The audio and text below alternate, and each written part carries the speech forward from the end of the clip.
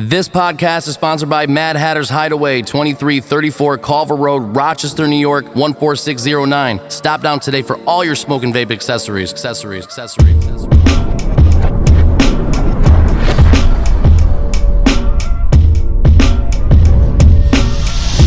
lit, stay informed. Welcome to the ErbaQuest podcast. Introducing your ErbaQuest team, Yuli V, John Z, Logan P, and Justin C. They're bringing you what's burning in cannabis entertainment, events, vendors, cultivation, and culture. So grab your fucking bong. Damn son, who's the plug? And enjoy the show.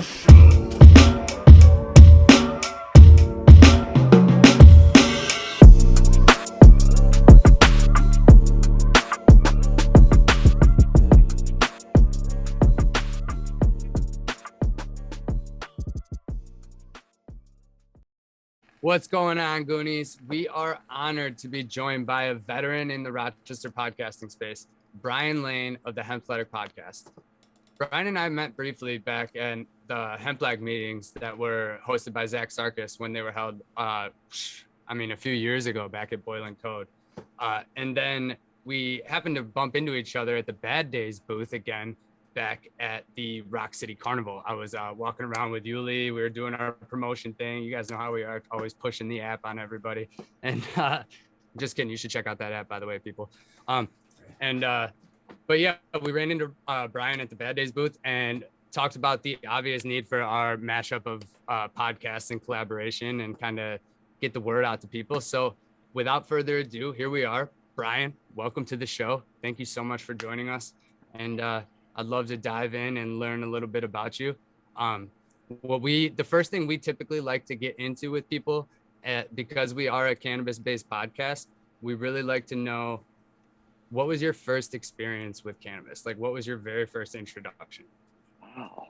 Yeah, bring it back. Wow, this is awesome. I don't get to share this story very often. I was 17 years old. I just got back from a trip to Disney World with my family. It's like our last family trip just before my senior year in high school. I was tempted a little bit before that, but I was the kid that had a high-strung, high-energy, always was go active. So my friends who were early drinkers and that kind of stuff, they kind of knew that wasn't for me, drinking or going to hide around the corner, stealing shots from your parents and stuff. I was more a little cleaner cut. I had jobs. I had a paper in the morning, had a couple jobs. So I came back from that trip and I really wanted to try smoking pot. I'd heard about it, or obviously smelled it my whole life. People in my family I knew were. So a good buddy of mine, Bill Whiting, I'm going to roll him right under the bus. We're at his house with another friend of mine, Stacy Lawler, and I don't remember who else was with us. But they packed a couple up, and I remember I got lit pretty quick. I didn't have that experience where I didn't feel it the first time. And then we went from his house to Friendly's where I had worked. And I remember knocking on the front window to everybody, and I just come back from the trip, and I don't even think I'd worked yet. And I must have looked like a loon outside that window. I was all tanned up, wearing a tank top, trying to think I was looking all cool, and I was stoned out of my mind looking like a goofball. So that was my first experience with it, to be very honest. It's so funny that you bring up Friendly's. We were talking about Friendly's with a guest on the show probably, I don't know, like 3 weeks ago. It's like, what happened to them? They're nowhere anymore. And they used to have the best Sundays. That was what I remember them for growing up. The ice cream Sundays, right? Yep. Yeah, I believe we even talked about Friendly's on Rock City Premium's episode. Yeah. Sorry to cut you off. I was brought up on Friendly's. I worked there when I was 16 till I was 21 at both Rochester and Oswego when I went to college there. Like I could talk Friendly's all day, guys. Like that's how about this? My mom and dad split at one, and they got divorced. But she ended up marrying my first boss, who was the manager of Friendly's, my first job. How about that? Kevin, my stepfather, was my first boss at Friendly's. Crazy. Oh, yeah. Anyways, Friendly. I love Friendly's, but Now, Then it was sporadic, but to be honest, it turned me around as a student in high school.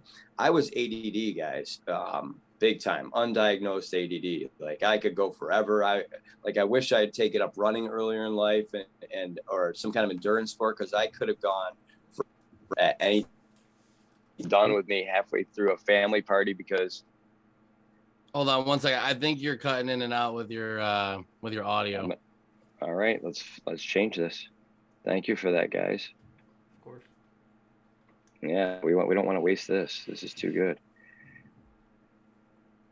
All right, so I'm gonna put these away. Tell me if you guys can hear me all right. Yeah, actually it sounds really good. Is that okay? Oh yeah. It's clear as day. As long as you can hear me, I can hear you. Cool. Apologize. So Hopefully then we're I not slowly disruptive. started using cannabis my senior in high school. I was actually dating a girl that was 4 years older than me. She was a senior in college and I was a senior in high school. And I thought I was the cat's meow. My grades improved. I focused. And to be honest, I think it all focused or centered around cannabis. I never was a heavy drinker. I hated beer. I despised if I had to go to a party where there was Jenny Light or Jenny Cream Ale or Cream Ale. bad, guys. I'm telling you, bad. Oh, we can't Like, dog no on fun. Jenny. They're Rochester home brew, right? I mean, Jenny. No, what I'm saying is I just remember like stealing my dad's Jenny's cream Oh, ales and just getting hammered drunk, like not knowing where I'm at, like 16 years old. What am I Halfway through the doing? night, just throwing up out the backyard. I only did it because I was like, cool, because you got your dad's beer, you know. I hated drinking too, man. I was one of those kids that like just did it because everyone else did it. I would think of ways how I was gonna say I wasn't gonna drink before I got to the party. Fair Like enough. I got to figure out why I don't want to drink, but some way. But I also got experienced drinking early because, how about this? My grandfather, who was an awesome man, an entrepreneur, him and the farmer across the street out of Webster had one of those huge barrels that they made hard cider in. And so they would make it, and it would be under the back stairs of the basement at Grandma's house, where she lived for pretty much her whole life from the time I was 5 years old. And I'll tell you what, I had sips of that stuff way before I ever worried about drinking beer at my buddy's house. So I certainly had a little taste of alcohol before that that I didn't mind, but I just knew the beer I hated. The skunky smell, all of that. Yeah, it's a weird. I feel like you gotta go into it in high school, and then like because you're doing it trying to be cool, taste. then you're like eventually you're like, oh, I kind of like this. But like if you go into it as somebody who drinks like fruity drinks or ciders, like you're saying, and then you're like, what the hell is this yeast in my mouth? No thanks. So you were calling me a veteran podcaster. This has got to be the craziest thing ever, because I think I have 65 episodes up, right? And it's only been a couple years, but the one thing I can tell you I definitely have done through this is I have done a lot of research. And when we're talking about alcohol and cannabis right now, let's talk about this. Like, I've learned that at the end of the night, if you're smoking joints after you've been drinking, or your buddies who aren't big cannabis heads, and they're, oh yeah, I want to get high at the end of the night, and you know they're wasted already, and all of a sudden they're either throwing up or want to go to bed right away or passing out. It's because the cannabis is trying to kick out the gluten from the whiskey and from the beer.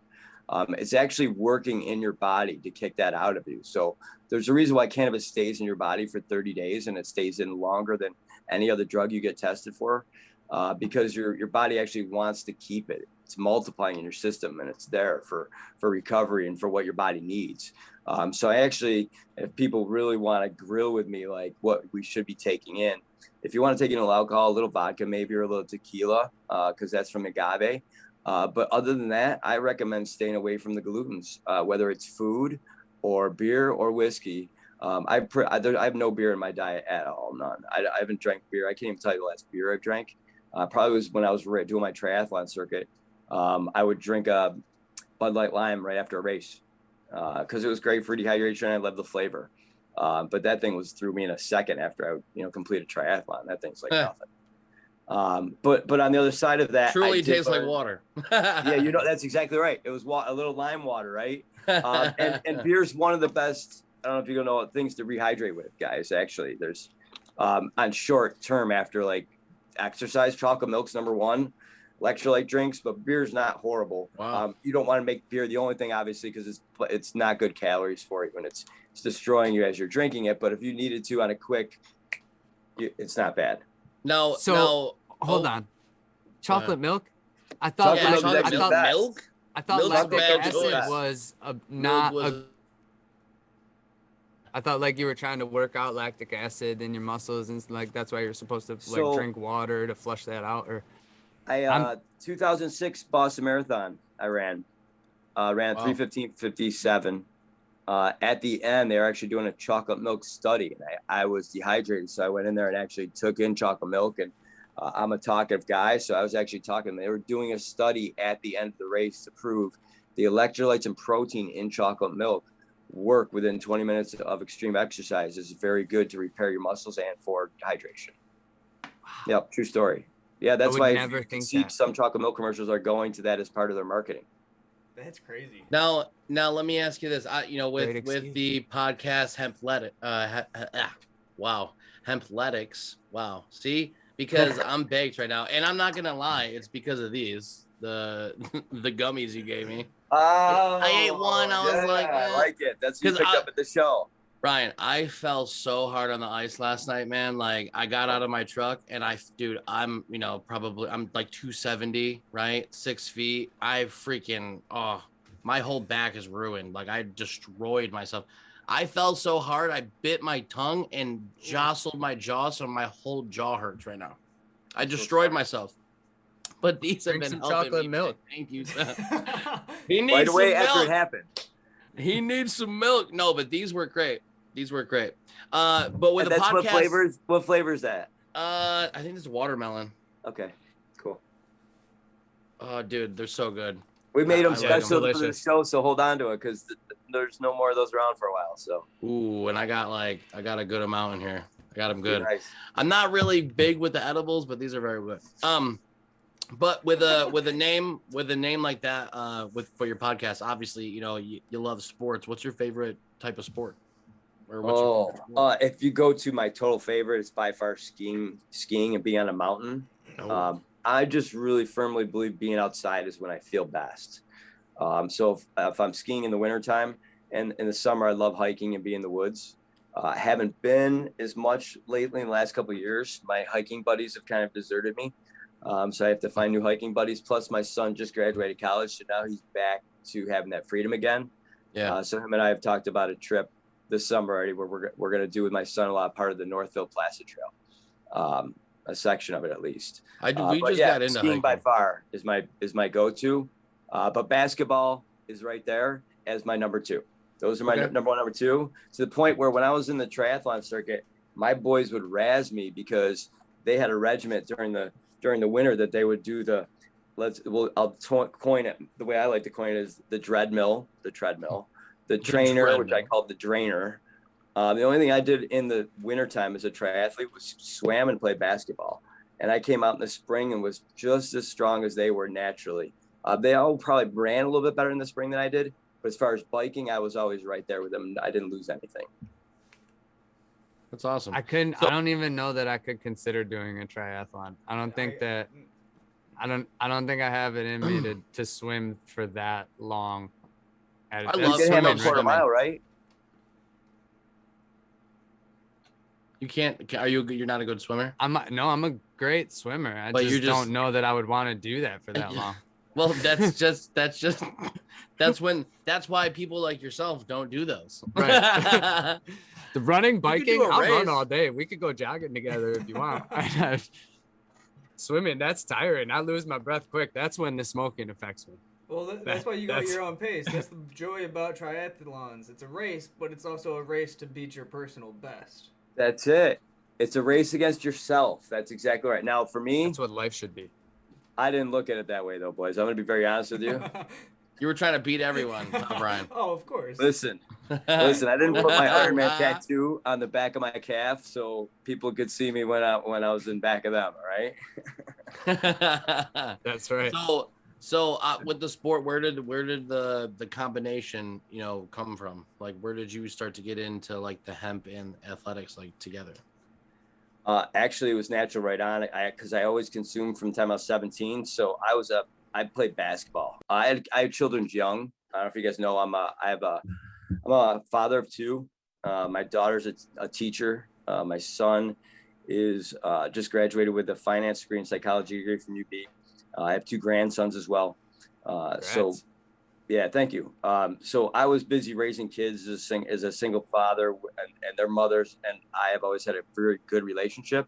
Because of our good relationship and it created a good bond between the four of us, even though we were a split family, it allowed me to do what I needed to get my energy out, because they knew that I always had to go get that next carrot. So I worked I was a journalist for 12 years, and then I went to work for the Postal Inspection Service for 18 years. And my escape from the inspection service and that grind of working a lot of hours, not inspection service, excuse me, Postal Service, as a manager and supervisor, that grind can get to you. It's a lot of hours. It's a lot of 6 days a week.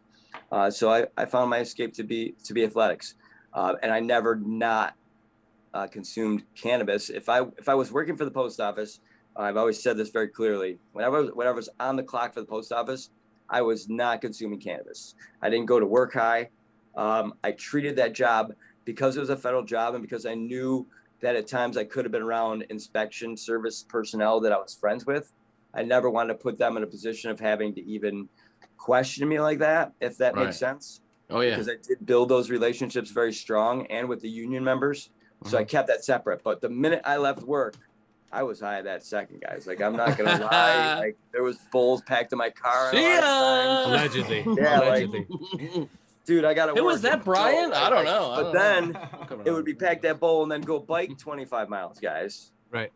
Or it was go swim Canandaigua Open Swimming Fridays after work.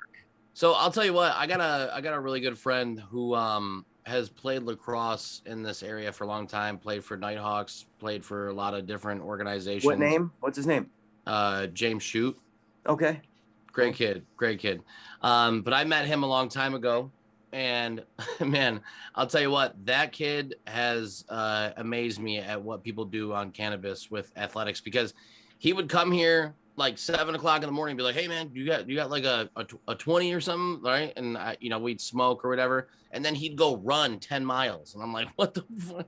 I'm going to go grab some McDonald's and go back to bed. Right. Like, but he, like, man, before games, like, during games, they, when the pens came out, like, those kids were crazy, man. But if I had pens back in the day, oh, danger. All right. 2 things on pens real quick. Number one, concentrated distillate to that form was used probably in Asia for thousands of years, and probably really is intended for people with like deep bone cancer and deep cancers to help them heal.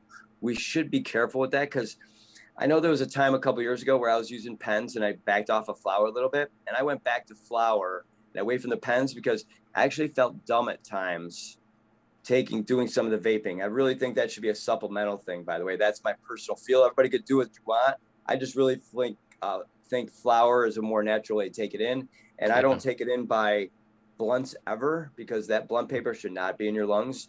And I don't take it very much from joints. That's fair. I do everything through water. Like, I'm cleaning bongs regularly. And I do everything through water. Oh yeah, me too. Everything. Like, I smoke do everything bongs through water except my blunts. I'll hit a blunt. No you know blunts, what I'm saying? dude. But like, I haven't smoked cigarettes in like a year and 6 months, and like, I'm not trying to like go back. Nah, you don't really smoke blunts. I don't. You always hit turn it. them down. I'll hit it. Oh, Like, I'll hit it in a moment, but but like, I'm not like searching out a blunt once in a while. Like Christmas, I'll smoke a blunt. I don't know. It's just all dependent. Every day. It's all dependent. hey, I got a story for you though.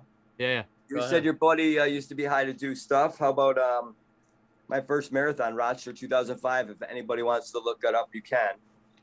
I ran a 3:11:23, placed 18th overall. I was going through a divorce that month. My ex-wife actually moved out that month. Woke up really depressed, didn't even really want to run the marathon. I did about 3 or 4 bong hits before I left for the race. Qualified for the Boston Marathon. That's True wild, story. man. Brian Lane, 18th overall. There is a little caveat to that, though. I actually almost finished in 3 hours, under 3 hours, my first marathon ever. Remind me. I don't know if you guys don't know about marathons. That's like a really significant time to achieve. That's huge. But I actually went down in center field because I was dehydrated. So I didn't Give take him enough some water on the milk. course. I was dumb. So I actually passed out at center field. So you guys had to pick me up, hit my ass. Seriously, swear to God, I was down for like 5 minutes. And they go, you better go. You're going to qualify for Boston. And I stumbled across the line. My picture across the line, I had this weird look on my face from dehydration. They sat me down. They hydrated me for about a half hour. And then I had to climb the stairs out of Frontier Field at home plate, climb the stairs out. My mom and my stepfather helping me. So I get back home so I could rest my legs finally. But qualified for Boston. I ran the Boston Marathon the following year, but I was high as a kite that whole race. That's crazy. So help me out because I'm ignorant to this fact. How long is a marathon again? 26 miles. Man, So I was over 26 here miles. thinking it was like 10. Wow, 26 miles? He said, you know what? I was going to say I'd do it, but now No. I'm not going to do it. I mean, I I don't could be recommend like it. your warm-up jogging buddy if you want. I mean, that's like, people are like, oh, I run a marathon. That's a fucking huge, That's Yeah. crazy. lifetime achievement, man, because 26 people miles? don't do that shit. That's People super don't- impressive. You know, Hey, just it's like not just about like the when day people, either, guys. Think about this. It's about the time that you're building up to it. Like I did an Ironman Triathlon. Do you guys know the length of that? Mm-mm. It's a 2.5 mile swim, 112 mile bike, What? a marathon, 26.2 miles, what? back to back Like- to back. Wait, hold on, Brian. I'm sorry. You're telling me 2.5 miles like straight, or they're like you have to fucking go back and forth in this fucking Depends pool on for 2.5 miles? no, not laps in a pool. So it depends on the race. But I'll give you mine. Mine was up at Lake Placid. So if you guys have ever been there, Mirror Lake. What they do is they actually Holy have shit. at Mirror. Oh God, I love it. I want to get you guys swimming sometime. I want to get you guys out swimming. Dude, like, seriously. I'm a good swimmer, but you're not getting me to fucking swim 2.5 miles, Brian. I'm not doing that. Hey, all right. How about this? Unless there's some shit Yeah. at the end where it's just like, yo, man, you Of need course, to swim there's this 2.5 shit miles. at the end. I'm saying, There's you know, always like, stuff at the end. It's a but I bike. feel like it's got to be like my loved one with a fucking gun to her head, like you're gonna fucking 2.5 How about the miles. best? How about an ounce of really good weed? I was I'm gonna say, swimming. just have some hash rosin on a fishing pole on the other end. Just It depends on how You much. have to be weed, quicker man. than that. Now, Fire. if we're talking about 2.5 miles, how much weed, man? An ounce of fire. No, I'll die. 2.5 miles, He I'm said fucking dead in the no. water. It took Listen. me an hour and 9 minutes, by the way, to swim that. Fucking hour and 9. Dude, Yeah, 9 and- minutes in, I'm dead. And you're You know, probably So the hauling. race, I think, was 1,800 people, 1,900 people. I think I was top 380 out of the water. Holy Yeah, you were shit! I just had a flying. great idea, Brian. You got to do some type of Iron Lung Man contest, but it's like a weed contest. But there's only like a lap or two of swimming or some shit. You can't expect someone to. You can't have people get super high. I mean, non-athletes, you know what I'm saying? Couch athletes, for that matter, swim 2 miles. But that'd be cool, right? Like, Oh, hey, do so a lap I in this used to pool train and do a bong hit. triathletes. I used to train triathletes from the couch to the first triathlon for Fleet Feet for almost 10 years. Well, now you're So- gonna have to train trash fleets, trash fleets. Trash leads? Dude, I can't do the word to fleet athletics. It's messing me up. Once you get older, it's worse. Oh, I'm approaching. You do it by accident. Well, we're kind of on this topic right now. I got a quick question. What are the effects of cannabis on like the everyday athlete? Does it metabolize faster out of their system? Like, because they're always sweating and just like I don't want to constantly get moving into their like the big metabolism. scientific, it's all about your receptors, right? Mhm. So if I'm smoking the same weed every day for a month, I'm not getting the same value as if I was probably smoking 5 different strains and added some CBD and really the entourage effect they're all talking about now. I really truly believe because you have these CBD 1 and 2 receptors in your body, the endocannabinoid system that apparently was found in the 80s. Scientists are so smart, but they don't realize this system until the 80s that it was there. And they still didn't teach don't about put it as until part of the 2020. residency. They knew. God, we all know, and it's not still part of the residency program now.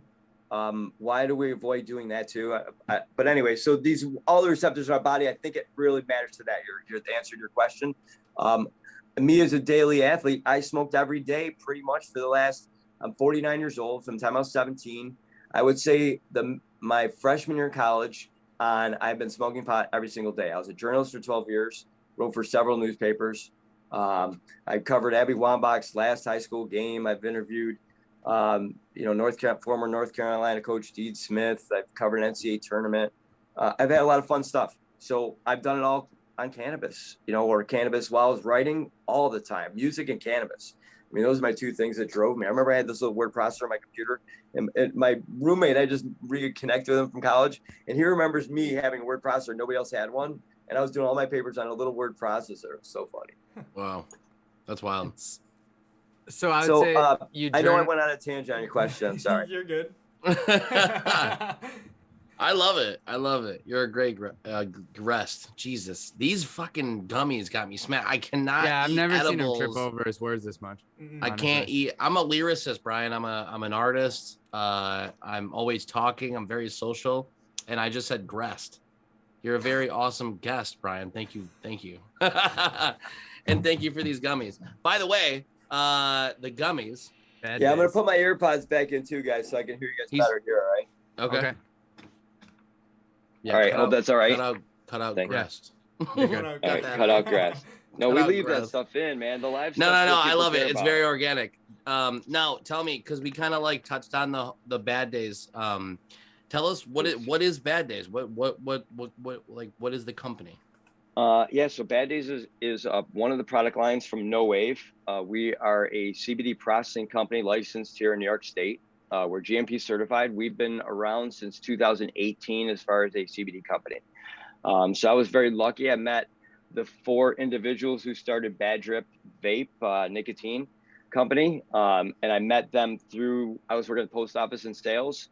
I had another guy that I was with, and we were talking about CBD company. And they were kind of talking about wanting to get in the THC game, maybe CBD game. We all just kind of realized maybe that we all our strengths, they're great. These guys, I'm a tag along as far as I'm concerned. These guys have killed it for Bad Drip. They are all over the US. They're the number 1 in Russia, number 1 in Australia, top 3 in Europe. They just do a very good job with products and product creation and staying up to speed with all the latest, because the vape industry kept changing with regulations. They kept up with it. So we decided to make this sister company. So I'm one of the owners of No Wave, along with them. We have a new cannabis building being built currently as we're talking behind the airport in Rochester, where I have the blessings of the town supervisor there. It's going to be 34,000 square feet. And we're going to be doing all of our processing that we currently do now at our facility in Rochester there. And then hopefully we're going to be looking to try and get a THC processing license of one sort or another. We're just waiting to see what that's going to look like when the rec licensing comes out. So Bad Days is our primary product line from that. I'd love to talk about it for 1 second. We have a variety of products. We do chewables. We do a pectin-based chewable, which not many people are making. We do no gelatin, no animal byproducts. We do 5 variations of the CBD chewables that we make. We also do tinctures in a bunch of varieties, lotions, balms, cartridges, full spectrum. And we sell through a network of stores that go across the whole country. We have a pretty good niche. We're doing very well for ourselves as far as getting ourselves ready for the THC game. And we can be found at the N stores is where our products are, Hemp Soul in Henrietta, as well as online at ilovebaddays.com. And thanks for the little plug earlier, Yuli. I appreciate that, because I fucking love these things, man. They're delicious. I'm smacked. Mine are gone, to be honest with you. Hey, I wouldn't keep them that long either. I mean, just so you know, everything we do is tested in-house. We have an HPLC. We have a chemist. They are don't like cut corners. They are like, look at them. They're not like I made, like, and I'm not saying anything to people that are homemaking stuff. Shout out to you, but these are not like they're Typical fucking homemade. They're legit. It's like a scientist made one of these and they were like, okay, hold on, put that in the jar, and then they made another one and then they put that one in the jar. I think we're up to like 30 flavors. I think. Yeah. I don't think I've stopped smiling. I can't stop smiling. So. I like them. That's, They're very good. that means your bad days are gone. We like that. Oh my No God. more And bad I had a days. really bad day yesterday. So, whew, it was rough. my Can't be bad now. my fiance told me, she said, oh, when you fell yesterday, I hid like this. Because I was like, oh, she was like, I can't help you because I can't lift you. I was like, So- just she was like, what do you want me to do? I was like, I don't know. She's like, I'm gonna go get my coat. What? I think we appreciate the honesty. But then she handed me these. She's like, you should try these then. I was like, you're right. Here we are. Keep So- her. I had these in the safe. She came back and she was like, you want to try any of this? And I was like, those. Amen. Was he Oh. dancing over there? You dancing over there now? Is that what I'm looking at? Holy Oh, this smokes. guy over here, he took a Logan. Yeah, dab hit. Logan. Oh, man. Yeah, look. He's the That dab dog father. just killed me.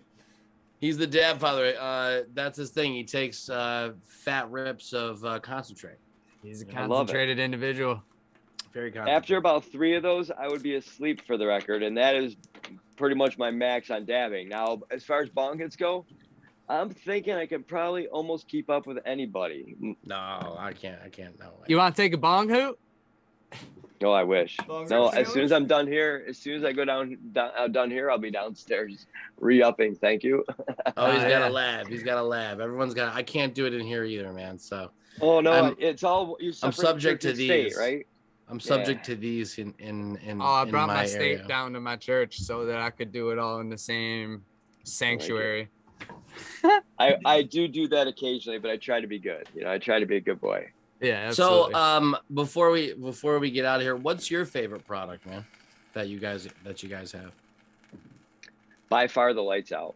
It's our best seller. And I what's use that? it. So the Lights Out is our CBN gummy. So we're finding of all the cannabinoids that, right? I like to describe the cannabis plant as, hey, you got all these cannabinoids in there. There might be some that's good for this, some that's good for that. THC and CBD, wait, they're just 2 of like 180. Like, wait a minute, guys, there's way more conversation. So CBN is a sleeping, definitely aid. And that Lights Out gummy, 25 milligram we have, I love it because the one thing we got to remember, guys, there's a couple bad things about smoking pot, okay? You can't die of overdose, right? But there's 2 things. You can get chronic bronchitis from smoking your whole life. Let's not fool ourselves. That's the one health thing people can put on us, and we can't say anything about it because it's the truth. The second thing is we don't get to REM sleep as easily when we're ripping right until bedtime. Okay, so it definitely affects your sleep. So this entourage effect that people are talking about, this like mix of THC and CBD, awesome, do it, because that's really the mix you need for your body and help you get to that REM sleep. So CBN to me, no matter if I'm smoking right up until bedtime, which I know isn't smart, but I enjoy doing it because I like trying different varieties. I always would take my Lights Out before bed, always. And it helps me get past that wake up when I wake up in the middle of the night because not being in REM sleep. You sparked a few thoughts for me there. It's legal to sell CBN. Is it legal to sell CBN? It's just CBD. So the only thing that's illegal is THC or any derivative of THC. So any CBN. Isn't CBN the degradation product of THC? No, not at all. No, CBN's a natural cannabinoid. Yeah, we see it in everything. Because we do a lot of testing of different flower. We have a potency tester on site, an HPLC machine. Yeah. So we see the minors in CBD flower, and in CBD flower, CBN and CBG. So CBG is my second favorite chewable of mine because we have this Jesus, not spelled like the church, but GEEZUS, and we use broad spectrum in CBG, and that's a focus. You eat one of those, and you know how you have that after lunch too heavy carb. You shouldn't eat those carbs. And you're having that lull. I dare you to have a Jesus gummy and have that lull. It's not happening. And you're going to be focused to get a lot of work done in that afternoon instead of being like, why did I eat that sub? I'm such a fat guy. Like, that actually makes a lot of sense That's to me. my life. CBG Okay. is the mother the mother I need molecule some to fucking both the other CBN, two. yo, because I be But crushing food. that's so weird. I was feel always fat. telling me, me, wait, hold CBN on. is the degradation product of No, THC. not at all, man. No. Delta, no, that's Delta. Let's talk about Delta 8, THCV. That's CBDV. That's maybe the road for that kind of discussion. Hold on. CBN. Please, Yuli. I'm sorry, but did you just fucking say that there's some shit out there that you can make people who are fat feel not fat after they get fat? Because No, that's I $1 million never said idea. anything about that. You sure did. So what I'm going to big D touch word. back on, Brian, is you said that you can eat a nice fat sub and then take some CBN and then not feel like you feel horrible. So Yuli's right? wasted. He just mixed two things in once. All right, guys. So CBN is your sleeper. So if you want to eat that sub and then sleep better, eat that CBN gummy, and you're out. You'll be out for 10 hours. Dude. You'll definitely hit. All right. It's the CBG that'll keep you up. And so CBG what you're for telling focus. me, Brian, is this CBG is a fucking miracle drug, man. You got $1 million idea there. I would say CBG is to me like maybe a light Adderall. For those people that use Adderall to try and get through their day because they think they're phenomenal. Yeah, so where do we it's get very the light, CBG? I love baddays.com. The Jesus gummies. They start with a G, Geeezus. And if you have never bought a Bad Days product, if you were to buy the Jesus gummy and the Lights Out chewables, you would really get a good night and a day for you to supplement your cannabis usage in other ways. Also, one of the things that I've learned that I actually learned through my grandmother. So take this to heart. She had arthritis. She died in her 90s, had a great long life, died recently, but sometimes she'd wake up in the middle of the night with arthritis. It would throb, right? And you guys know if you have toothache or something's throbbing, it's tough for you to fall back asleep. Right. She had that same thing. So we actually made this 125 milligram, very light CBD isolate lotion.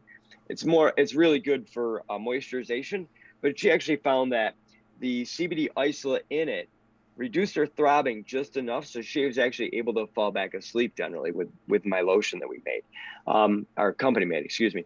But I'm not saying that, I made a cure-all lotion. Like there's so many probably better CBD lotions on the market than the one we produced. What I'm saying is I've learned through that. And then through my experience, we have a pure tincture, CBD isolate. I really think CBD isolate is going to end up being that replacement for ibuprofen and aspirin. It's because what is ibuprofen and aspirin doing at the end of the day? Reducing inflammation, right? And taking in a lot of ibuprofen. How about this? I was a heavy THC user, not really a CBD user, but obviously I was taking in some CBD with THC, smoking over the years. I didn't take any aspirin or ibuprofen in 18 years, very little. It was like rare. Like I pulled out my medical kit when I was on a trip recently, and the Tylenol that was in my medical kit that I replaced Band-Aids thousands of times as a medical kit. The Tylenol it was expired 2007. That's crazy. I believe in CBD for sure. That's like one of my biggest things, and learning about CBG and what was the other one again? CBN. Mm-hmm. Yeah. So CB night, I should call it, just to remember exactly. That one. CB night. Right. CB night. I never thought of it like that. That's actually great. New product. I really need to get to both of those because my sleep is pretty. Now, do you have do you have any cream? So I do get toothaches and stuff.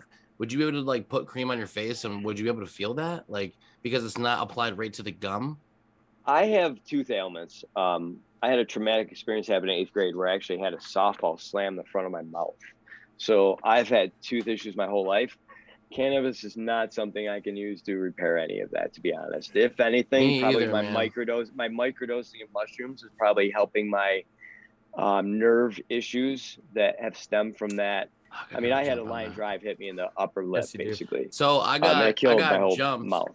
I got jumped when I was I must have been 20, and I got hit with a baseball bat on the left side of my face, and they cracked all my teeth. So I've been eating on this side, and now I'm having problems with my teeth. So I'm trying to figure it out because I hate any type of pills. I can't do it.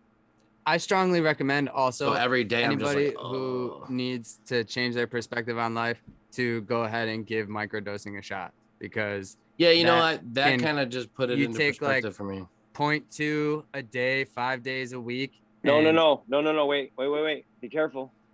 I've done a lot of research on this. Okay. You can microdosing is phenomenal. The science is saying that the science is saying, you guys there? Sorry. Mm-hmm. The science is saying once every 3 days because you can get a tolerance to it and not get the value out of microdosing if you do it more than once every 3 days. That would make sense. So what I'm doing personally is I microdose twice a week, and I do like I would say a 1.5 grams to 2.5 grams once to twice a month. And just a quick story, I had an ACL tear last February, had surgery in March, and I was a couple weeks ahead of the physical therapist that had the same timeline as me. And the only thing I did different than him was smoke a lot of weed, and I did microdosing. He did not do either of those two things. And I was ahead of him. My return to sport was after 7 months. Wow. Unheard of. On an ACL tear, that's crazy. Yeah, so 7 crazy. months, they said, with my brace on, I could have skied then if I wanted to, but I was out playing basketball behind my building already after 7 months, like doing serious cutting and stuff. How much do you take twice a week? Yeah, so twice a week. So I actually get these chocolate bars, and it's an eighth broken up in 12 pieces. So I take one of those pieces of chocolate bar twice a week, and then I take 3 to 4 pieces once to twice a month. And then I hero dose. I've been hero dosing mushrooms since first time was when I was 18 years old. So I probably hero dosed mushrooms, and I call hero dose anything 2.5 to 6 grams. Whew. I've probably done that 30 to 40 times in my life at least. What's your favorite thing to do when you do like a big amount? Oh gosh, one thing, hike. Really? Hike. You just like to go outside in the woods? If I'm that heavy, I will at a fish show is my second favorite place to do shrooms, and I won't be at a fish show without shrooming, unless I'm there for multiple days and then you can't do it that many days. But that's about the 8. I do 3. What about winter? Ski. I could ski, but I won't go serious hero dose. For hero dosing, I'm inside in the winter. No, I mean more like when you do like the 1 to 2, because you will catch trails I can watch and a shit movie. like that. No, not off of one bar. Yeah, it's really just an Adderall pill. It just heightens your 5 senses. It's nothing more than that. Yeah. Anybody can microdose at any job, and nobody would know, except you. If you're someone who's lazy or not lazy or wasn't as productive as other people around you, you all of a sudden probably are finishing sentences. You had 3 projects you had lingering, probably are going to get done that day. Dude, that's kind of very eye-opening. It's very eye-opening for me. But just remember, this is what shrooms do for you, and in nature, it ties together the nerves, right? So like lion's mane, reishi mushrooms, and a microdose for you right now to repair from your fall, and for your jaw, probably would help you a lot. So lion's mane is the only mushroom that's known to repair nerve damage. Reishi is good for that general. And then that microdose, I got a girl at work who's got epilepsy. She put the 3 of those together the other day. She said she was zung and she felt great the next day. Woke up. So wait a minute. $1 million. How do you? We have to talk. So yeah, awesome. Because I definitely need to get that going. Well, you could get little supplement packs for ease, but you could also probably purchase like a bunch of the mushroom in bulk if you wanted to grind your own blend as well. And I'm actually going to tell you now that there's more mushroom blends out there now. Like one of my guys can't drink coffee because he's got some kind of stomach ailment going on. Yeah, so he just looked up the mud water. Guys, everything I just talked about, there's already in mud water. So There's so many different pills out there that have like 5, 6, 7 things in them that has a different kind of mushrooms. Obviously, you have to add the microdosing of the psychedelics to any of this. But that's kind of like, so this is the best way to explain it. You can take mushrooms and a lot for the nutrients, and you should start taking them in your body. I'll watch Fantastic Fungi on Netflix, hour-long documentary. It will change your life on mushrooms, by the way. That's what I've turned my aunts and uncles onto that stuff. I mean, that's a great documentary. Fantastic Fungi. Yeah, we got a couple fun guys we're going to bring on the show as well. Yes, everybody. But yeah, anyways, so yeah, it's the natural medicine is the moral of the story. Natural medicine. Well, that's where we're headed, man. That's where we're headed. I killed myself with manufactured drugs and alcohol for years. And You know, I learned my lesson early on. I had ear infections a lot as a kid, and I ran myself out of penicillin. And I didn't realize that I learned early on that these medications were going to get good for me long time. So my mom, one time I had a massive headache. I was working for the post office. She gave me a half a Tylenol and codeine. I went back to the office and puked for the next half hour. So I've never been able to take any pain meds after a surgery. I can't take any meds at all. It's almost like my body's saying, you don't want this stuff. But That it's sucks, but not it's something empowering. here. It's not here. It's happened in here, if that makes sense. Yeah. It's nothing in my mind. It's been my body's rejected it. Yeah. Right. It's I'm still though allergic to empowering though penicillin. to have to go through all those pains and get through to the other side is going to make you a stronger individual than having to mask them. And then now you're honestly probably your mental is never going to be exactly the same as you were when you were on this altered drug state. And so now even when you want to get off of it, you're always at a subpar level to a degree. I mean, eventually you level out, but like, and then that's a sad story that a lot of people go through. I mean, I would prefer that when I started when I started doing drugs heavily, I wish that they would have been rejected, right? That would have been a fucking huge lifesaver for me and probably saved 10 years of my life, you know? And fortunately I found cannabis. So that I was in the military and I wasn't able to smoke, right? So for me, when I got out, because granted I did everything else, it wasn't like a moral thing by any means. It was just, I knew I was going to get in trouble if I started smoking weed. That hung around too long, you know what I mean? So finally I was able to. It was easy enough for me to say, okay, I'm going to replace all that with cannabis. But a lot of people are already smoking weed, so it's not as easy of a tool to transition off of, right? Like I even quit smoking cigarettes and drinking everything. Just, yep, here's weed, thanks.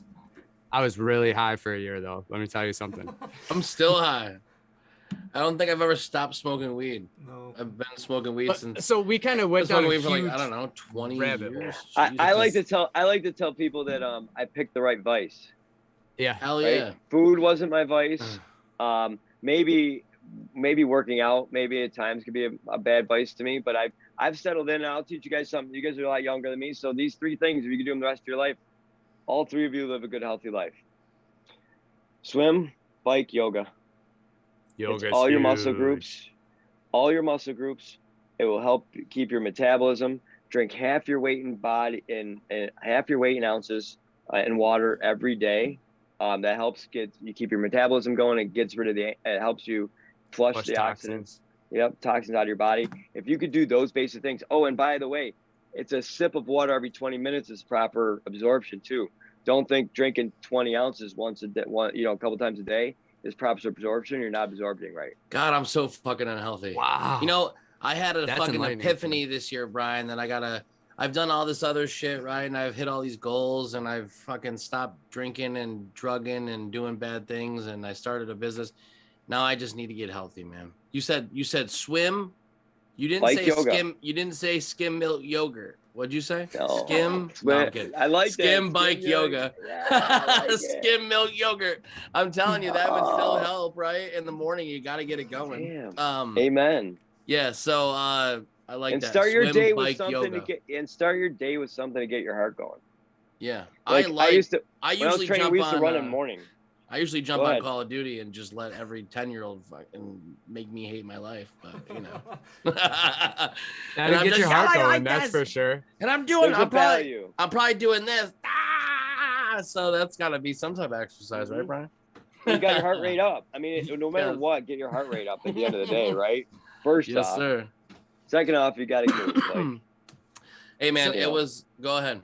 Oh, well, we kind of No. honestly like skipped past the whole thing here that was the original intention of the show, right? So like how I want to know what brought about Hempthletics. Obviously you did your interviewing as part of your career there, and then you have had Oh, cannabis the whole time. But like what was it like, ooh, I want to have a podcast and I'm going to talk about how cannabis affects athletes, like, and that is, and Thank it you. worked, right? It's a great show. What Thank you. made that come about? I don't think I've had many people ask me this question like this. So thank you. I was leaving the post office. I had to hide my weed through that whole time, but yet I was an athlete smoking all the time, and I felt like I need to tell this story. Like, this story is not random. Like, I was watching the opioid crisis. Like, so I said, as these guys talked me into joining the CBD company, and so I jumped in head over heels because I was really tired of the post office, the regiment, you're basically a body, man. You're not a person. If you don't fit what they want for that position, you're not going to get that job. Like, it's not. I can't tell me how many times I was best qualified for a job and didn't get it. Whatever. So you guys lost me then, and now I'm going to go help another company build to do something special that's going to help people. So I said I want to do this a double-edged sword. I wanted to kind of bring in revenue for myself to help myself as we build the CBD company, because building a company like that from the ground floor, you're not making much money in the beginning, right? Like, you know, it's a challenge. It's a sacrifice I was willing to make. So I decided to start the podcast, and it was something my cousin thought I would be good at. He encouraged me long before that. He's a psychologist down in Virginia area, involved in kind of him and his wife are involved in the Washington political cycle a little bit, and said he thought I could put together something good. So he kind of was and I went and looked and read, how do you start a podcast? Like Google, what am I doing? Like, what does a podcast mean? Do I tape it? Podcast, like, where does it go? Yeah. Basically like 101. And I found a guy, Justin Passamane here, who was doing kind of studio out of his living room. So I gave him a chunk of money for my first year and said, you know, get yourself a studio going and see if this money will help you. And he's like, yeah, it'll help me. And when I restart the podcast now, we'll be in his new studio that I started with him. So I wanted to have it so I would interview people, and who I had, you would learn everything about them, what made them special, if cannabis was involved in their life, how they got to where they were, whatever story theirs were. But I wanted to bring a lot of people that are cannabis related, and also bring out my story through their stories, so they can understand someone like me is out there. You don't have to be hooked on pills. You don't have to be stuck to your couch. I've trained people who you have looked like you, Yuli. I know you don't believe it, but I've had at least 30 guys like you. Fucking trade me, Brian. Like make me skinny. You know, we sat at a pool at you know, I think it was I forget what Pittsford Sutherland High School. You know, and I'm sitting there, and my son was 11 at the time, and he's doing laps with a bunch of people that just got off their couch. You know, I'm like, my son, this is crazy. Like, I love this. This is the best. You know, so anybody can do it. It's just a matter of putting your mind to it and do it. So I put my mind to the podcast, and I got lucky, guys. Some of my early guests, I had Austin Trout, WBA boxing champion, happened to connect through a friend of mine. I went to school with Kevin Madden, who was worked for Mitt Romney's campaign when he was running for president, and he runs one of the biggest think tanks in Washington. So I got his perspective on cannabis in Washington. So I also had all of a sudden, out of nowhere, Ed Rosenthal's manager called. Now, Ed Rosenthal's writes for High Times since the 70s. Mm-hmm. And he had a book out, and obviously they like to promote, right? But for some reason, either him or his manager saw my podcast, loved the format, and I had him on for an hour interview one day. So, you know, and then I've had a lot of young entrepreneurs, and then a bunch of cannabis heads. And then I've tried to also educate of what's been going on around New York State and the country through the last couple of years.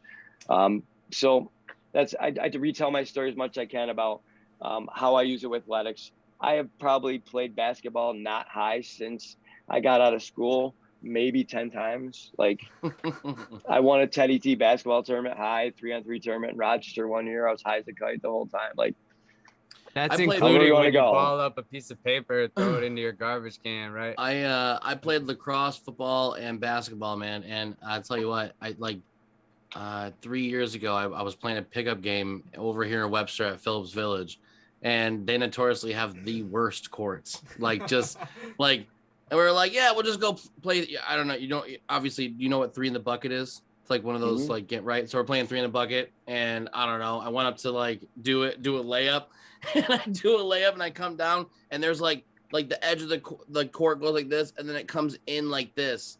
Oh man, I destroyed my leg. So I don't think I can do that anymore. But I play a lot of golf. Golf's my biggest vice. It's like my biggest thing. Oh, what are you talking about? So you got to exercise. The only thing is you got to stay off the cart and walk. I walk every time I golf. I don't even jump in a cart. I like to walk too. I'll be honest with you. I'm actually very athletic for being a big fella, but I like my food. I'm a foodie. I'm a very big in your feelings. I'm just gonna eat all this food and feel great. Logan, what's your sport, Logan? I was a wrestler in high school, and I haven't really done too much since all that. It was more so just skateboarding and rollerblading and stuff like that, snowboarding. And what about the dabbing? I mean, you're yeah, that one's too. definitely Cool. a sport with how much sweating comes about that one, but The coughing. It's the coughing. It's the lung capacity, right? That's what it's all about. I think I'm gonna start a relay blunt rolling team. Yes. I'm no doubt. Put some pressure, you might start sweating. I love it. So Logan, if you're a snowboarder, I have a YouTube channel. I make trail maps come to life too. That's my other little side gig. Okay. So I Brian Lane ski videos on YouTube. I got about 160 videos up. What I do is if you've never been to a mountain before, like Gore, for instance, there's 30 videos from Gore. I got a bunch of the runs top to bottom. And then I have I do generalization videos. It's a destination video, shows a little bit about a mountain. And then I have some videos where I talk to locals and I give you their conversations so you can learn about the mountain before you get there. That's awesome. So it's more education. That is what awesome. What was that channel again? We'll put it in the show notes. Oh, I appreciate it. Brian Lane ski videos on YouTube. I love it. I think I had 20,000 views a month last winter. And I think I'm up right now, back up to 8,000 again. Now the winter started again. Now, are you still so training? Are you still training in any aspect, or for? Only do you to do stay any in training shape. For? Okay. Do you do? Yeah. You don't train anybody for skiing or any of that stuff anymore? I will teach anybody how to ski and snowboard that's willing. What I do is I go around to all the mountains around New York to get footage to put it on the channel, right? So that's I'll hit awesome. small mountains and big mountains. I don't care what size they are. I just want the footage out there. So I did Northampton Park and Spenceport here is one of my videos. I'll do anything. So I absolutely will teach. And actually in the summertime, I teach kids how to water ski, wakeboard, wake surf at my aunt's house. Anybody that ever needs advice as far as triathlons and stuff, I love giving advice. I used to train in every aspect of that, is from swimming on. So I'm all about that. And as far as my personal training, I train to stay in shape. I train so I can go out and play a full court basketball game at any time. So I can ski a mountain anytime, or I can go on a long hike at any time. If I'm in that shape at all time, I feel like no matter what happens in the world, I'm ready for it. That's awesome, man. That's awesome. That's it. Beautiful. Got my wheels turning over here. I want to talk to you a little bit offline after the podcast. I'm sorry. I was thinking the same thing. Yeah. I need to get in shape. I'm just sitting here like, oh man. I mean, half the battle is, do you know how many times I didn't want to get out of bed at 5 o'clock when I knew my buddy was a mile from me at his house on Lakeshore Boulevard, and we would run 7 miles every Tuesday, Wednesday, Thursday through a lot of that training of those years.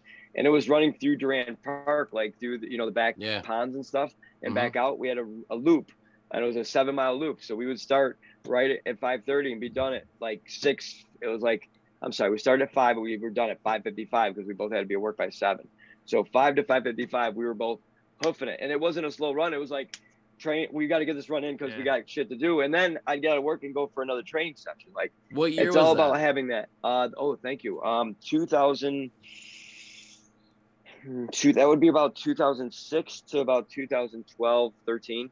Man, I was getting high in those woods. You gonna do another one? Yo, you were probably running and getting ready for that, and I was probably getting baked in the woods with my friends. Well, I lived right around the corner there. I lived So on did Washington Ave in Irondequoit. So my parents live on Outlook Drive. Oh, I know Outlook. Right Yeah. on Zero. Yeah. I know where that is.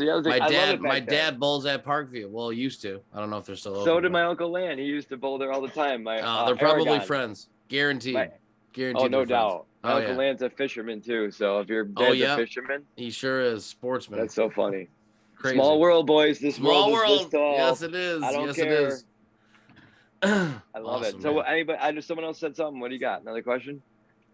I did, but I'm stoned and I can't remember what it was. Or maybe I'm not stoned enough and that's why it's gone. I don't know. Sometimes that's the problem too.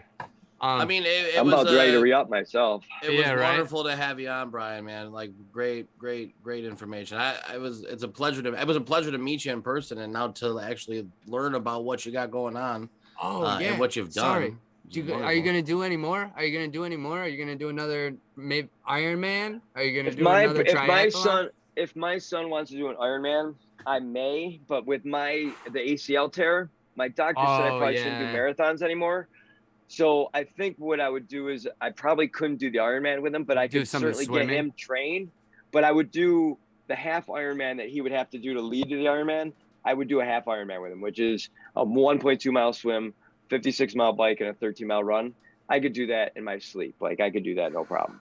So I used to do that. My fastest race for that was, how about this? My fastest year, I smoked a lot of weed, but I biked a lot. 150 miles a week I biked. Okay, this is where biking's more important than running. Okay, I backed off my running. I ran those 3 7-milers on Tuesday, Wednesday, Thursday. Maybe a long run on the weekend if I had a long race coming up. But other than that, I didn't run on the weekend. I was basically biking. So I was biking, like I said, 150 miles a week, and another ride on the weekend maybe that got me to more mileage. And I ran under 18-minute 5K, under 40-minute 10K. I was negative splits at the Boilermaker, which is the biggest 15K in the country, and ran under an hour. I ran at 58 minutes. I ran a 1:23 half marathon. It was the fastest year, 2009, on record. I set all my personal best that year, and all I did was smoke weed, worked my butt off at the post office, and I biked my face off. So biking can actually build your running. So if I go back to do another half Ironman, I've learned internally now that if I just go out and bike 300-400 miles a week, I can overcome my running and run a half marathon in my sleep. So all you people who make fun of spin class, better take it back for real, because biking. Seriously, I've been on a bike. I had to do biking when I played lacrosse, and they would like put us through intensive like stations, right? And you bike for even 20 minutes, and you're actually trying to huff it on one of them machines. Sweating. I love biking. I got BMX. I got fucking road bikes downstairs. I love bikes, man. That's my thing. Get on it, man. Seriously, you go out. How about this? Before that Boilermaker, I said I ran negative splits. Negative splits mean we would look at your first 5K, second 5K, and third 5K. I was fastest on my third 5K. I've never ran a race like that. And you know what I was doing before that? So we were learning from the Kenyans. So we would go to the spot where the Kenyans will warm up before the Boilermaker, because the Boilermaker is one of the big money races in the country. If anybody's never gone to it, you should. It's wall-to-wall people from beginning to end. And all the neighborhoods get voted, and it's a big beer party at the end at the brewery. And then the neighborhood that gets voted the most boisterous, like we vote as athletes, the neighborhood that wins gets to come and drink at that brewery the following week, like for a party. So that's how this race is. It's totally chaos. I went out and biked 12 miles. I went out 6 miles and out back on the course at just 12 miles an hour, spinning my legs out, got off my bike and went and then ran that race. That's when I learned that I could bike right before races, spin my legs out, and then jump off and just start running. Wow. Like it's just used to it. It's how it warms up those muscles. Muscle memory. Yeah. Well, it's low impact too. Like hard work, but low impact. Exactly. At 12 miles an hour, I'm spinning my legs out. I mean, in a triathlon, normally I was averaging 23 to 25 miles an hour Fucking on my tri bike. Well, I wasn't baked during my triathlons, but I always got baked the minute I was done. I never got baked for triathlons. I can't say that. 2 sprints I was stoned for. And then I also, how about this for longevity? The Sodas Triathlon went on for 13 years in Rochester here before they finally stopped it because the popularity wear down. I was the only one that did all 13. I was the only triathlete in Rochester that did it every single year. I didn't miss a year. That means I wasn't injured. That means I was doing Ironmans. I was doing a couple Boston Marathons there. That means I never missed it because of an injury. That's wild. You're a legend, Brian. Legend. I just got lucky. It's luck. That's what we're saving it every time. That's that Mary Jane's been helping you, man. Yes, exactly. I don't take credit, man. I take credit because something inside of me can go forever. I will not deny that. I have something that probably a lot of other people don't have. But then I learned also that when you train for a triathlon, that's 18 months of training leading to that day, right? That one day is 12 and a half hours, 13 and a half hours, 17 hours, however long it took someone to do it. But that 18 months leading up to it really dictated that day. But the 18 months is way more work than that day. Right. That day, your work's done. Hopefully that day is your easiest day. It's just a matter of hydrating and going through all the motions you went through training. Mm-hmm. And making sure that you puke at the finish line. Oh, God, yeah. And you got to drink things that you didn't expect to drink and eat to keep yourself going. But at the end of the day, when you finish that Ironman and that training, I'm a different man from that experience. And I got buddies that did it for like 10 years in a row. That's crazy. They're different men. They don't know how to not be at the top of their game, because you have to be when you're managing a family and training like that. Can only Off the imagine. charts. You got me. So- You got me wanting to do an Ironman just so that I could fix my life, Brian. Is that a good goal? To do Is an that Ironman? Yeah. So if I were to, do you think that somebody could try to focus themselves on an Ironman and like fix their whole perspective on life? Yeah, I do. I actually would recommend maybe using a half Ironman as yours, and then another athletic feat to supplement that, right? Like back in the day, I would have said, yeah, do an Ironman. It would change you, but a half Ironman, I believe now can change you that way if you haven't had that experience. Because a half Ironman is still a 5 to 7 hour race. Have you Yeah, ever that's crazy. imagined yourself going 5 to 7 hours without stopping? I mean, Hell yeah. Let's do it, Justin. I'll fucking You train see what with I'm you, saying? man. I'm Let's get you I'm to always Rochester a go Enough to. of a changer. I could probably do it. I've been athletic my whole life. I just need to train and get all this weight off me. I need a I'm a reason very to driven train. person. I'm a very don't give up type of person. So that's a key too. I didn't mention. I've always had to have a carrot in front of me. So that's actually one of the reasons why I got into triathlons in the first place. Was I used to go to Cobb's Hill to try to play basketball in the summer as a 5'9" white guy. It took a while to gain the respect, but then once I did, the guys that would come periphery once in a while, they didn't realize that I was a baller and I could hang with everybody, right? So now you're fighting for games. You know, if you're a couple guys that know you, you know, that will run with you anytime. So then I'm running laps around Cobb's Hill waiting for my game. And then I went down to work at the Canandaigua Post Office, and there was an advertisement, Fleet Feet, and I will praise Fleet Feet Rochester to the end. They are one of the best running stores in the country, no doubt. I was there for their first ever clinic for the Canandaigua Triathlon. And we were in a gazebo with like 10 of us. And they taught me triathlons and what the value of was it. And that's when I went to it and said, I don't want to go fight for basketball courts anymore in the summertime to stay in shape. This is 3 different sports. I can still kind of be with my family. I can actually run with my kids in a jogging stroller. I can bike with my kids. I can swim with my kids anytime. I can go to any pool and do laps. My kids can be there. Like, to me, it became like, holy smokes, this is part of my lifestyle now. That competition though at that Cobb's Hill, I used to ride my bike up there every day. I grew up right next to East High School. So I used to ride our bikes all down Culver right there. I used to play at 28 school, being a white kid, right? 5'9". I feel that pain. Hey, I'll name drop. I got to play ball with Wallace while he was growing up in EV in Greece.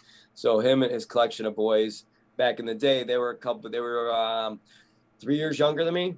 I had started working when I was 16, so I didn't play varsity basketball. So my outlet was I still loved basketball, it was good, but I would go to EV a lot after school, before work, or on the weekends, and him and his boys were there. So John Wallace and I used to butt heads back in the day before, you know, when he was still trying to hone in his craft with his dribble, and I was that 5'9" white boy that we seriously actually butted heads once playing each other. Like, and if he sees me to this day now, he still remembers me. But that was one of the dudes that I think helped develop my love of the game too, because between him and the Mobley brothers, I'm not if you're familiar with that name, but they were a bunch of good ballers. A couple of them played over in Europe, and they played out of Franklin and out of Greece, and they also played there.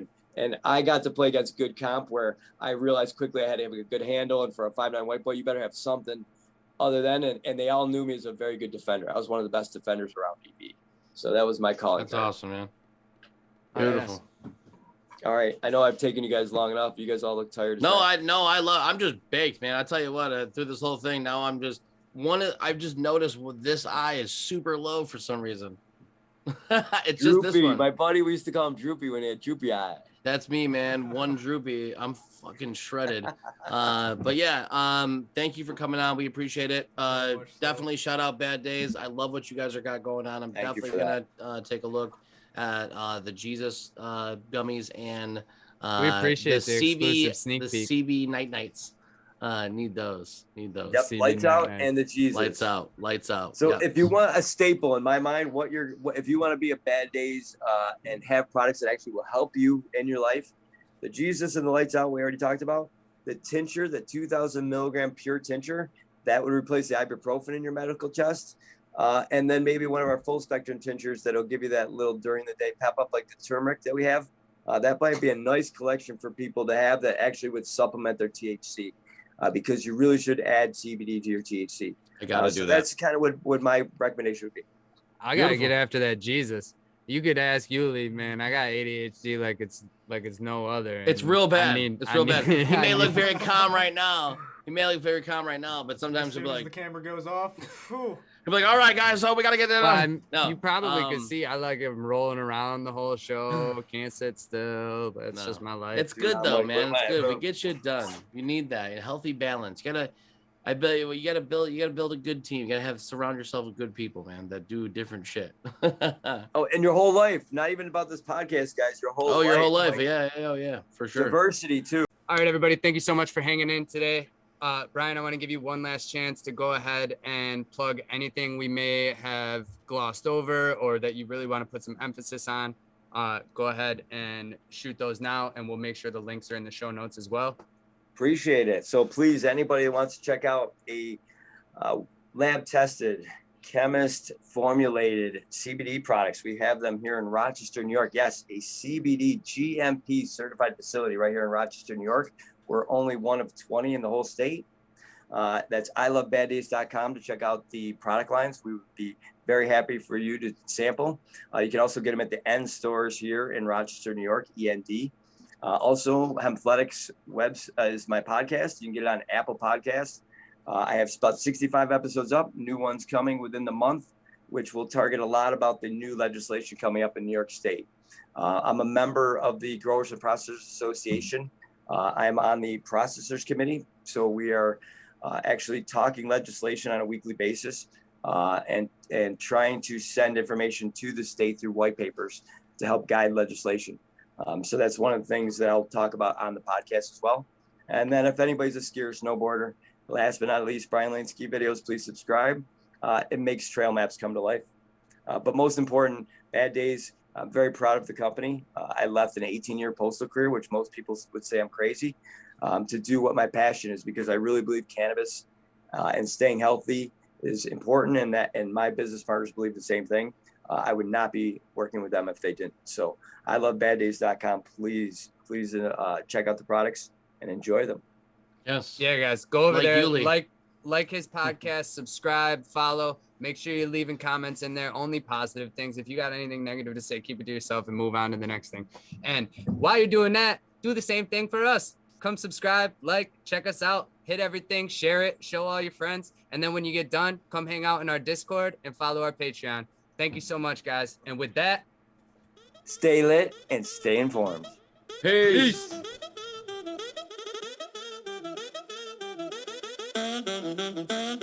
Thank you for listening to this episode of the ErbaQuest podcast. Be sure to like, subscribe, and turn on post notifications, as well as follow the links below so you can stay lit and stay informed.